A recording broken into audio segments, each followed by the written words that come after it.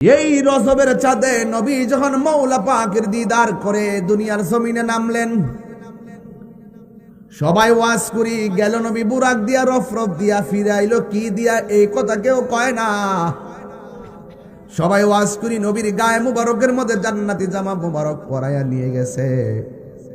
নবী যদি সেই মুবারক জামা মুবারক গুলো যদি নিয়ে দুনিয়াতে আসবেন, জামা মুবারক গুলো কোথায় আছে, কোন জায়গায় আছে, এই কথা দিয়ে কেউ কয় না।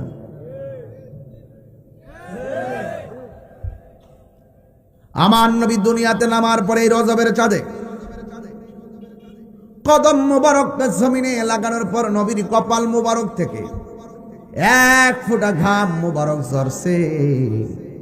ওই ঘাম পসিনা মুবারক থেকে আমার আল্লাহ একটা গাছ বানাইছে, গাছ।